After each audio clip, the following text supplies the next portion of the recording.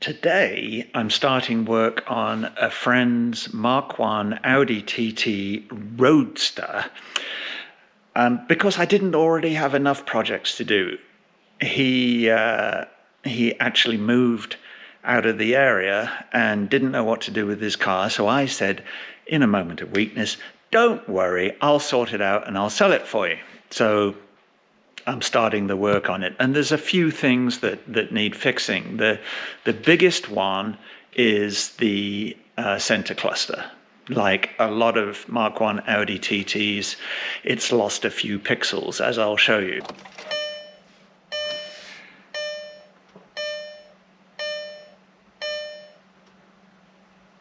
So as you can see, there are virtually no pixels, and the gas gauge, the gas tank is not full. I have no clue how much is in the tank, but it reads full all the time. So the first job is going to be to take this cluster out, get it sent away. There are lots of places that will fix those, and I don't know where I'm going to send it yet, but I will let you know. Inside the car, it actually looks pretty clean. There are a couple of things that need fixing.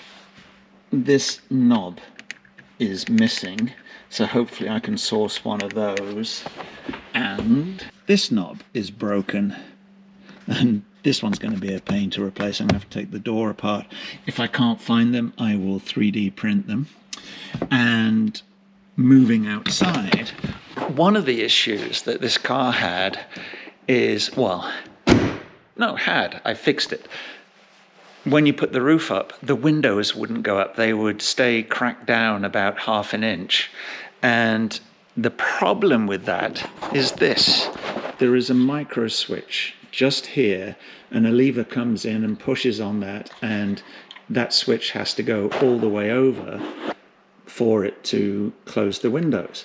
Now, I don't know if it gets worn over time, but it doesn't go all the way over, so the windows stay down. So what you can see is I just stuck a little, this is one of those like bumpers from a cabinet. I just stuck that in there to see if that would work, and lo and behold, it fixed it. So I'll do something a little more permanent. But if you have that issue, you just need to stick something on this micro switch so that it goes all the way over, and I can hear the relay clicking when I push that all the way over. So that was fixed.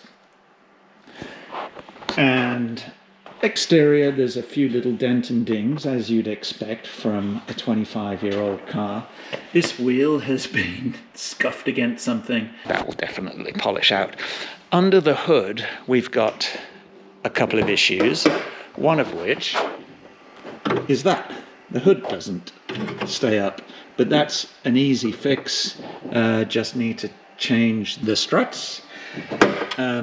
The battery cover is missing because it had been sitting for a long time and I had to recharge the battery. You will notice that the dipstick is broken. I did that, so I'm going to have to fix that. And also these front shock mounts look done, so I'm going to have to replace those. This round bit should be sitting flat, and it's a fairly common thing that if you see those raised like that, they need replacing. I had done some service work on this car myself, so I replaced all the brakes, so those should still be good. I'll check it. The Haldex needs a service, and it needs a complete fluid change and a good cleaning up, and with that it should be good. I think this car, I didn't check, I meant to check, I think it's got 80,000 miles on it, but it will make a nice little runabout for somebody, and I doubt we'll get a lot of money for it.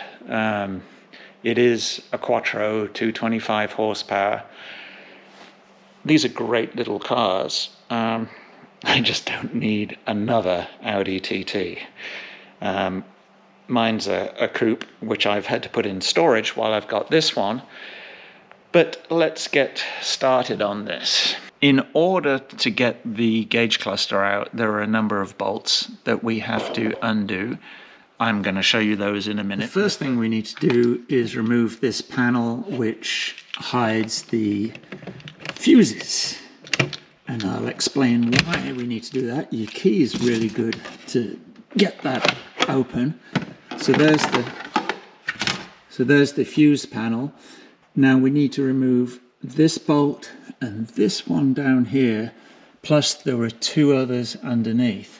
And the reason why we need to take these out is we need to pull this part of the finish out of the way, because there is a bolt just here and another one on the other side of the steering wheel that hold the cluster into place. And then once those two bolts are out, we can just pull the cluster out. Now this one is a little difficult to get to. It needs a T25 bit. I can't get my screwdriver in there, so we're going to have to do it with a small socket. This one I loosened just with a small socket, and it's a real faff. It just fits.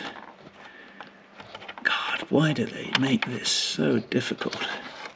There we go. That one's out. I will just have a look around and see which other ones we need to take out. So there's one here and one here that we'll undo, and we'll see if that helps. With those bolts removed, you can slide the panel down. You don't need to take it out. There's one of the fixing bolts for the cluster, and then the other one is just there. So if I take those out, with a bit of luck, the cluster should come straight out. You want to take bets on this. Those are a little awkward to get at, but it's the same T25 Torx bit. So now I am hoping that this cluster just pulls out. And obviously we have to unplug the wires behind. I've moved the steering wheel down as far as it will go. This wheel doesn't seem to pull out, and the cluster looks quite big. So let me have a fiddle with it first, and then I'll see if it comes out. I'll let you know. Well, this is easier than... Well, let me rephrase that. So far, this is easier than I expected. It was quite loose, so I pulled it down, tilted it back and away because there are two tabs there, but now it seems well and truly there we go. So now I've got it some of the way out. We can see there's a wire here and a couple of wires further over. These are like the typical automotive clips that you just pull up, I'm guessing on the pink bit here, and then this will pop out. So let's get this in a better position and then we'll figure that out. Well, it would appear Audi didn't use more cable than they absolutely needed to, and so these cables are stopping the cluster from coming out any further. In order to get this pink tab down, there's a little blue tab behind it, and I can't do this while holding the camera, so I'm just going to press that in and then I'll show you. You just push down on that, and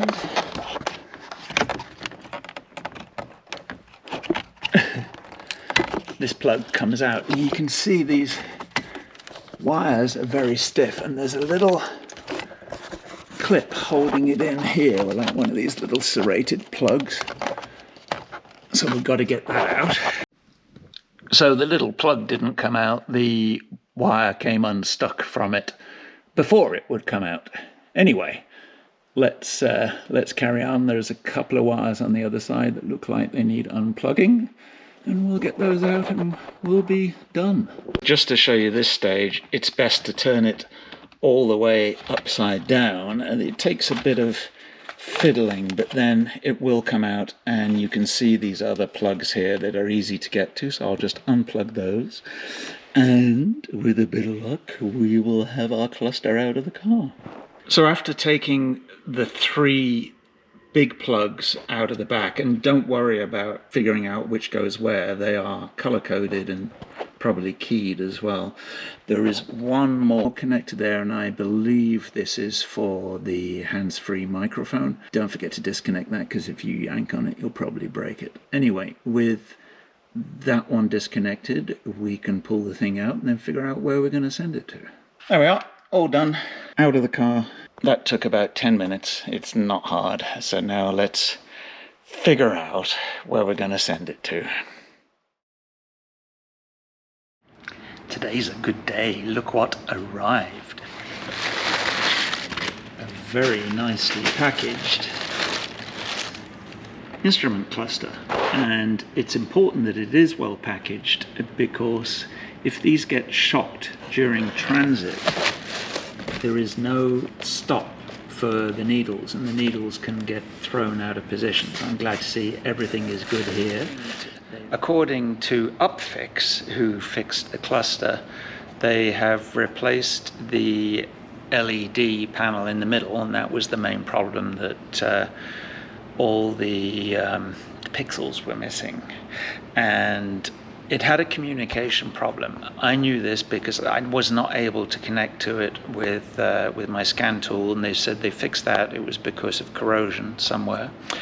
And hopefully they fixed the fuel gauge as well. So I'm going to put it back in the car. I'm just going to hook it up and to see if it works first. They do say to disconnect the negative terminal of the battery so you don't damage anything. So even though I didn't do that when I took it out, I will do it when I'm putting it in. So let's do that and hook everything up. Right, now for the moment of truth. Okay, so I've connected all the wires back up. I have put the cluster back in, which is the reverse of taking it out, obviously. So you need to kind of put it in upside down and then swivel it back up. I have reconnected the battery. Let's switch it on and see what happens.